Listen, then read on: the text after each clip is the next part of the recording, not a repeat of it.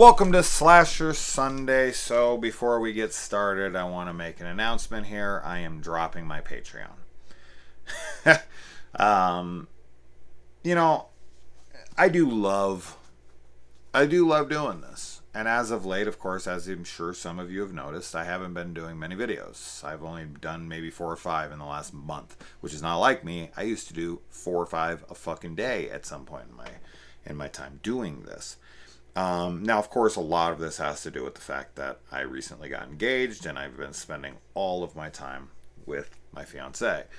But in addition to that is that when it comes to this channel, what I want more than anything, of course, is to interact with you guys, which I really do enjoy. But is that I just want to watch whatever the fuck I want to watch. And I want to just enjoy myself. And then when I want to sit down and record, I want to sit down and record. I don't want to have anyone telling me what to do. I don't want to feel like I'm obligated to do anything. I don't like that feeling.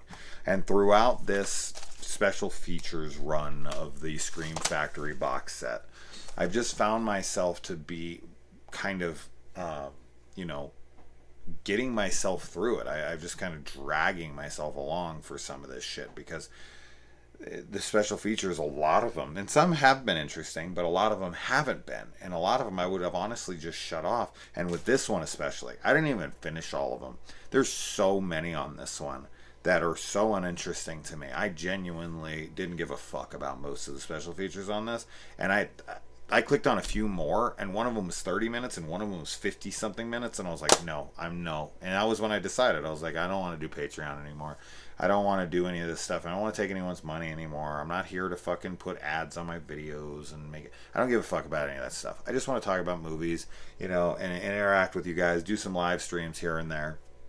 And that's it. I never made any. I don't fucking need any money from the channel. I just don't. It's been so cool to have patrons who want to donate to the channel, and I try to take all that money and always put it towards the channel, whether it's into movies or buying little stuff here and there, upgrades, lights and mics and stands and whatever, and of course the films that I watch, and then just my time as well, which is very valuable to me. But I make plenty of money in my career, so I really don't need any fucking shit from this. Anyway, moving on. A lot of talk there, but I just wanted to talk about it really quick. Maybe I'll make an actual announcement video or something as well. But I really do appreciate all the patron support through the couple years or so since I've had Patreon. It's been great, man. I've made X amount of money on it throughout this time, and I'm very thankful for that. I feel like an asshole with the Patreon. Like, people keep donating to the channel. Like, I have people on there, patrons. They've been in there for like years, and it's like I don't fucking do anything for them. They just donate to the channel because they want to, because they're being charitable, and I feel like a dick. It's like, you guys, yes, I know I do the channel and I put a lot of work into it and whatever. I just wish that YouTube paid me for it. I don't want you guys to have to do it. So, anyways, that's that. Alright, so from the special features, what I got out of Jason XA, and I'll finish this up because this guy paid a lot of money for this, so I will do Freddy vs. Jason and, of course, the remake as well. So I only got 2 more after this. I can make it through that. If I've made it through Jason X and everything else in this, I can make it through the rest. Alright, wrote script in 3 weeks. Okay. What I find very interesting about this is that the writer of this talked about how he was on the set and he was constantly doing rewrites the entire film. How fucking complicated is this movie? How fucking complicated is this movie that you need that many rewrites, that you need to spend so much time writing this stuff? Like, I don't understand. It's fucking basic as basic gets. Like, it's a concept is really mostly what this is, and then some gags. And the writer also was talking very heavily, and this was interesting because I just did that Scream video, which has gotten, mixed reactions to say the least. Which people just don't seem to listen to a fucking word I say sometimes. Like, people who don't want to hear what I have to say, they just hear what they want to hear, and that's it. I never shit on Scream like once in the entire film, in the entire fucking video. It had nothing to do with Scream itself. That's what's so fucking funny about it to me. It has to do with that the claim that it saved horror and that it influenced the shitty films that came after it. Like, I feel like the worst period of horror in the last, like, 30 or 40 years is the 4 or 5 years after Scream because of Scream. Now, people are like, oh, you can't blame Scream for the movies that come after it. Sure, I can. Why not? It influenced it. Blaming it, I feel like, is a strong word, but it is what influenced it to happen. So I guess people take it as like I'm saying, oh, well, fucking Scream did it, so fuck them. No, I don't care. Scream has nothing to do with it. I don't give a fuck. You guys know I'm not a Scream fan, but it has nothing to do with the fucking Scream. Scream is Scream. I don't care about Scream. What I'm saying is, as I'm talking about the claim of Scream saving horror, in addition to the fact that so many shitty films came after it. And that there was a great many fucking horror films in the 90s that were amazing before it, and then after it, for about 5 years, there was very little good. Very little to me. And a lot of shit. Like, mainstream was like shit. And the mainstream before Scream was great. So anyways, moving on from that. But it's just so funny to me. People are like, they're shitting on me. Oh, fucking Scream's this. Scream's a masterpiece. I don't give a fuck about Scream. That video has nothing to do with the actual film of Scream. Love it all you want. I will fucking always say it's a classic because it is. I don't give a fuck about Scream. It has nothing to do with that. People are fucking dumb. Anyway, moving on from that. We got Cronenberg in here, of course. We know Cronenberg is in the film. And I find it funny because I was just listening to something that was saying that Cronenberg shits on so many films and so many directors and so many things. And it's like, but you wanted to be an actor in Jason X? Huh? Anyways, getting back to what I was saying earlier about like the writing on this movie, what he said was that he mentioned Scream, and he was talking a lot about Scream, and he was like, oh, well, you know, there was only... And he did argue against my point, and he was saying something because kind of as an insider, right? He's somebody who was writing horror around that time, and he said that basically no studio wanted to touch horror at that time, and then when Scream came out, then every studio wanted to get their hands on horror. Cool, great. This is to my point, though. Like, studio interest and, you know, quantity of films being put out, to me, is not saving horror, right? It's about quality of film, okay? So that's always been my argument. It's about the quality of film, not the quantity of film. I don't give a fuck if one studio is making horror. If all that horror is great, then fuck yeah. But if 100 studios are making horror and all of them suck, you didn't save horror by having 100 fucking studios making shit movies. Anyways, but he also says that his film, the film he wrote, Jason X, was scary and completely serious and completely straight. And because of Scream, they injected a ton of comedy into it. Now, people probably think like, well, I mean, it's fucking Jason in space. How could you play this seriously? And anybody who tries to play themselves seriously is an idiot. Which is kind of contradictory to what he says later, which is basically like, within the 10th film you're still trying to take yourself seriously, you're an idiot. It's like, but didn't you just say that you were trying to play this film straight and it's Jason in space? Like, what? Like, so I don't know. That comment kind of threw me off a little bit, but whatever. But yeah, this script to me is so basic. You know, and there's good stuff in here. I do like this movie, and I think there's some great kills. In fact, my favorite kill in the entire franchise is in this fucking film, the liquid nitrogen head smash. And the corkscrew kill, and then, of course, the main grunt, Blonsky, whatever the fuck his name is, when he gets the poke, and he's like, it's going to take a little bit more of a poke of ribs to take me down or whatever, and then another one comes through him and he's like, yep, that ought to do it, which of course is funny because, you know, it's unexpected in the moment, which is funny, but also that it actually doesn't even kill him. So he's like, yeah, that ought to do it, and it's like, well, no, it didn't. It still takes more than that to kill you. And there Originally in the script was going to be a bunch of mechanical spiders that were coming down on everybody and whatnot. The writer of this was told that the first script he ever wrote, like, he got a call from like a producer or filmmaker or somebody who had thrown it in the trash after 30 pages and was like, "You have no idea what the fuck you're doing." Pretty funny stuff. God, that would be rough.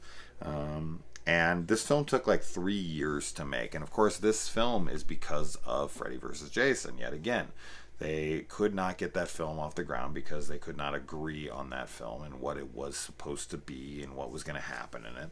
So they just decided to, and they didn't want to screw with the continuity, which is hilarious to me that Friday the 13th even cares about continuity after Jason Goes to Hell. Like, who gives a fuck? You made Jason Goes to Hell. Who cares where it's set? You don't have to set it in the fucking future. You don't have to put it on a spaceship. You don't have to put it in space. That's ridiculous. Like, you all of a sudden you care about continuity? What? Stupid. Come on. That doesn't make any sense. So they're like, oh, well, we need to put it far in the future, which is what I said. I think I said that on my review back when I originally did Jason X, but years ago when I was first starting the channel. I was saying that they probably made this because in the future because they didn't want to screw with the timeline of Freddy vs. Jason, but ridiculous. Absolutely ridiculous to me. And they also said that they don't think that Jason could be scary anymore. That's why they kind of went with the more comedic route as well. They also based the nanotech on real technology, which is kind of cool and is something that we are working on currently at the moment. The stuntman who plays the writer, the writer plays a character in this movie, and stuntman who plays him, actually, when he pushes his face into the wall, Jason pushes his face into the wall, he broke that guy's nose, and when I watched closely on that, I was like, holy shit, yeah, his face definitely hits that wall. Brutal. And he also, like, the director of this, I think, was it like Jim Isaac or something, who's dead now, I guess. He had the "he's screwed" line in the movie, then like edited it out, and then edited it back in, and then edited it out again, and then back in, and he did it like 5 times supposedly, and kept showing it to different audiences, and it's like, you really taking your film, like this film, that seriously? Like, is that line gonna really make or break the film? But he was talking about it. It's just like, yeah, we just took it out, then we put it back in, then we took it back in. You know, it's like, really? As silly as this fucking movie is, that scene is what you're worried about? Like, that 1 second line? Weird. That just, I don't know. It's so funny to me that he's like so concerned over this silly little, pun. It's, I don't know. It just feels like everyone in this movie took it so seriously when nothing in the film makes it feel like anyone took it seriously. Like, this feels like a set that was just filled with people who were having a great time. But then when the writer's talking and when the director's talking and all this stuff, in the behind the scenes stuff, it's like they're talking about some like really well thought out, well crafted film. It's not. It's just not. As enjoyable as it is to me, and I do like the outcome, it's fucking silly. It's a silly fucking movie. But anyways. The director also states that he didn't really want this movie to be gory, and that it's not really his thing. He's not really into it. He doesn't really think that gore is all that great. And why are you directing a fucking Friday the 13th movie if you don't like gore? And then the same thing with the writer, who's kind of like, oh, well, it's all about the story and this and that. And it's like, it's a Friday the 13th movie. It's a fucking Friday the 13th movie. That's the big problem with Jason Goes to Hell, right? Is that they tried to change things up way too much and add all this backstory and all this lore, and it's like, I like the effort, I like the thought, but unfortunately, the reality of the situation is most Friday the 13th fans are fucking Neanderthals, and they just want the same bullshit regurgitated over and over and over and over again. They don't want to be challenged. They don't want anything unique. They just want to see Jason chopping up teens, some titties, and that's it. That's what they want. They're fucking morons. So why bother? Give them what they want. You know? Or don't. And give us Friday the 13th Part 5, which I fucking love. And I'm so glad it exists. Even though the little crybaby fucking whiny bitch boys that are fans of this franchise are like, yeah, it's not Jason. It is. It is. Until the last, like, minute of the movie. So if you cut that scene out, you'd like the movie? Fuck off. Anyway, let's see. I'm getting some thumbs down on this video, and I don't care. This is why it's like, that's why I love the whole, like, no Patreon, no fucking, you know, I'm not monetizing the videos. If you don't like the video, fuck you. Fuck off. Click dislike, leave your shitty, stupid comment with your bad grammar, and I'm gonna fucking tear you apart in the comments, and then I'm gonna screenshot that, and then I'm gonna put it on Instagram. Just so you know, like, whenever you talk shit to me in the comments, I reply with something way funnier than what you put, and then I put it on social media, and people look at it and they laugh at you. That's what happens. They laugh at you, and I get hundreds of likes on that picture, and then like tons and tons of comments being like, ha ha ha. This guy's a fucking moron. This guy's a piece of shit. You're fucking hilarious. That's all you do. So when you talk shit to me, you just make me look better. So don't bother. Don't fucking bother. Leave your stupid dislike and then fuck off. It's great, man. I love this shit. I love it. I do love this channel, though. You know, there was a time where I was thinking, like, I don't know if I want to do the channel anymore. And it was because of my engagement video I put on here. I did the whole, you know, stuff in front of the Myers house, asking Kaylee to marry me. I was like, you know, obviously one of the greatest moments of my life. And I just got shit, like, from some people. A lot of congratulations, a lot of fucking great people. People I know, people that are wonderful. Thank you so much for that. Genuinely fucking amazing. And I felt great. But there was some shit talking. Like, point to where I actually had to block them from the channel. This one guy, V-E-E. I'm calling you out, you fucking prick. You fucking prick. Like, telling me that I'm embarrassing myself and all this shit. And you know, talking shit about Kaylee and all that. Like, I will fuck you up. Come into my comments like that, you little pussy. Like, find me and tell me this shit to my face. Unfucking real. People are crazy. People are fucking crazy. Like, talking shit about, like, you know, her age, saying she looks like a kid or some shit. The girl's almost 30 fucking years old. Like, I'm in my 30s.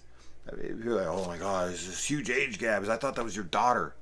She does not look like my daughter. You guys are fucking nuts. Anyways, thank you to everybody. But I almost quit the channel over that. I was just like, wow, really? Like, this is what I get when I try to share a magical moment with you guys? Like, I got more than that. It wasn't just that cunt. There was a few more that were really shitty. And I was like, I don't even want to do this fucking thing anymore. This is stupid. I'm over this goddamn channel. And of course I was having to do special features that I didn't want to watch anymore. And that's why I was like, you know what? No, I love the channel. I've worked very hard for this. I've made thousands of videos. I love my audience, the ones that I love. I could name names for fucking days. I do know most of you that comment, and I love all of you guys. But yeah, there was definitely moments where I was just like, fuck this. I don't want to do this shit anymore. Fuck all these idiots. You know what I mean? But reality is then I started really focusing in on the positive comments, and it was like 99% of them, and I was like, Jason, don't lose sight of what's real here.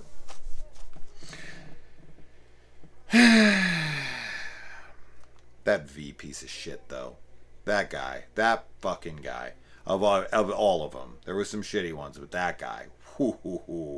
By far the one I'd want to beat the fuck out of. Man. Please. Please. I was just talking in my last video about being a vengeful person. The morality tale of where that doesn't go. And here I am. Not listening to my own advice. Alright. And oh god, yeah. So they purposely tailored this movie so that the MPAA would not cut it. Pussies. Send the MPAA whatever the fuck you want. Okay, make the film you want. Don't try to get in. And now, okay, they do explain in it that they feel like once the MPAA starts to hate your film and starts to see it as gory, so it was like strategic. So they were like, oh, well, if we don't make it this graphic here, then they won't get the mindset that the rest of the movie is going to be graphic. Otherwise, once they get to stuff that they would not have cut otherwise, they will, they would have cut, no, would not have cut, but because they're already in that mindset that it's this graphic film that needs to be hated on. But they already have stated that the MPAA hates the Friday the 13th franchise, so they're kind of already going in as a marked target. To me, and this of course was this was in the 2000s, so at this point I feel like they should know DVDs and such exist. And that's the way that filmmakers should make movies these days, right? Is that you make the film you want to make. You send it to the MPAA, you let them rate it and cut out whatever the fuck they want. You fight them tooth and nail until you get that R rating or whatever to get that wide release. And then you take your vision with all the gore, with all the insanity, you put it right back into that fucking film. You release it unrated on Blu-ray, on streaming, whatever, and we get to see the real vision of the film. The gore fans, the fucking hardcores. That's the way you make the film now, especially. And at this point in filmmaking, those unrated cuts did exist. No fucking excuse. Anyways, so that's why I'm saying. So that's just stupid. Stupid way to make a movie. Don't cater to the MPA. Fuck those guys. The writer said that he wrote Jason Voorhees based on a Tyrannosaurus Rex. So, just a constant feeding machine that he just watched Jurassic Park, and that's how he wanted to write him.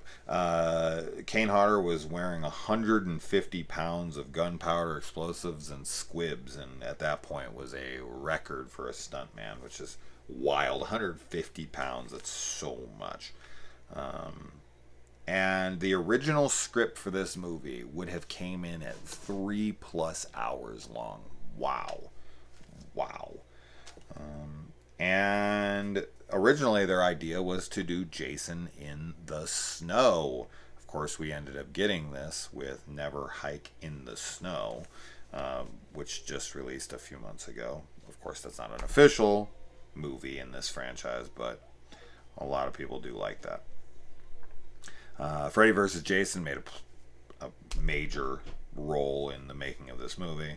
The original budget for this film was projected when they sent the script in, the original script, to be $34 million. That was what they wanted to make, and what they realistically had was $4 million, so quite a bit lower, almost 10 times less than what they actually needed. But I don't feel like the film's super limited.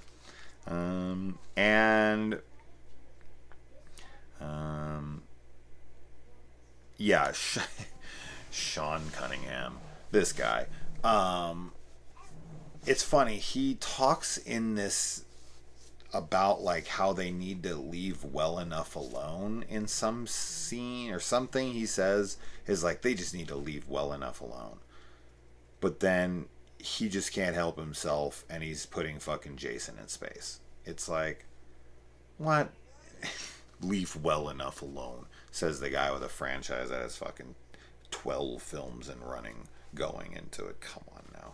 Now, yes, he wasn't involved in every single one of those, but as long as that paycheck's there, he's there. So don't say leave well enough alone.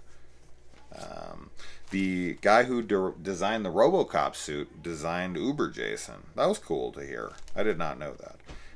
The reshoots that they did for this film was only a little bit, and it was purely to put that scene in with the girls camping in the 80s virtual reality scene to show nudity. They had no nudity in this film, and the writer actually wrote this movie to not have any nudity in it because he wanted it to be taken a little bit more seriously, I guess, and then they purposely wrote in the nudity. And this is hilarious because this is arguably my favorite my favorite scene in the entire film.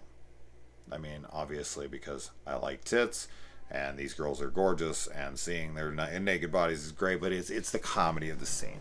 I love it. I love the whole, like, we love smoking pot and premarital sex, and they go and they get in the sleeping bags, and it's that whole parody of the 80s and what the machine knows of the 80s, and what it comes up with. And then of course you get the sleeping bag homage, and I love that stuff. I love it. I mean, we get tits, we get kills.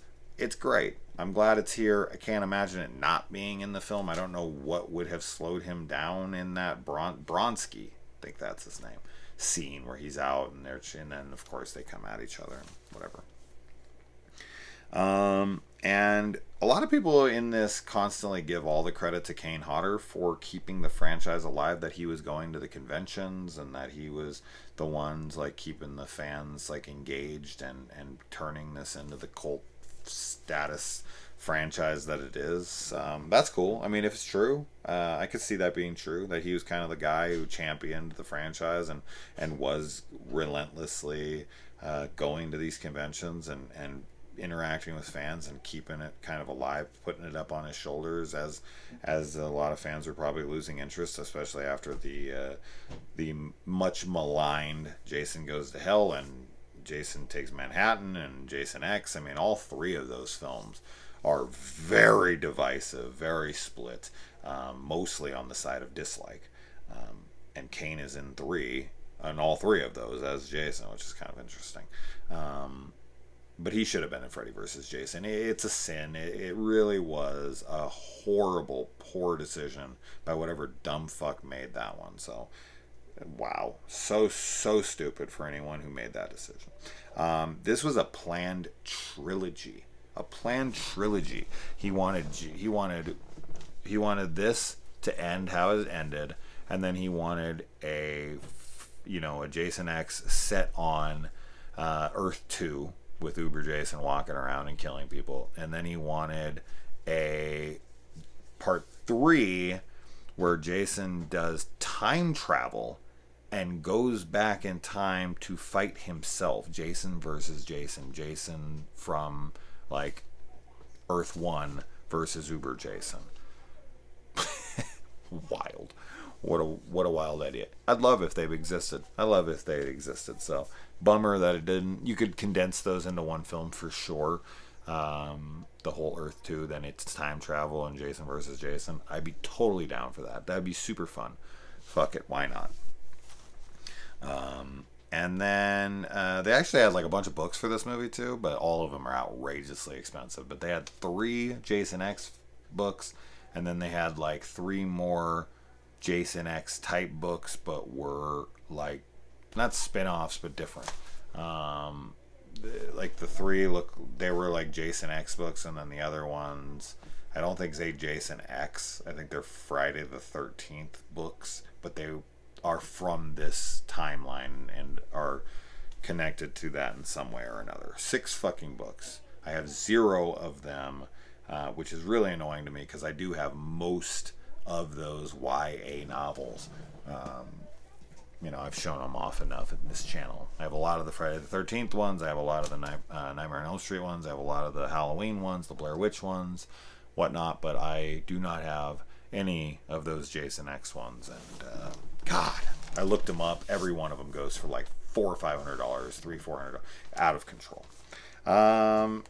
And they named one of the characters Adrian. The girl gets her face smashed after, obviously, Adrian King. And then Sean Cunningham actually discusses Friday the 13th, part 13 on here, and talks about how they need to go back to the roots and that it needs to be more like the originals, and he kind of shits on the remake and all this stuff. Sean Cunningham, I don't know how to take this guy. I don't know if he's a Cuntingham or what. Little Christine joke there. Cuntingham? Is that how you say it? Cuntingham? Oh, I love Christine. But yeah, that's all I got out of those special features. As I said, there was like a 50-minute video of like everyone's auditions or something. No way I was sitting through that. And then there was like a interview maybe with Kane for like 30 minutes. I was done at that point. I apologize that I didn't get through all of them. I know I'm the worst. but it is what it is. So yeah, all right. So thank you to everybody who's been on my Patreon. Thank you for this one, of course. And as I said, I will finish these up. And you talk shit about my fiance again, and I'll fuck you up. Adios.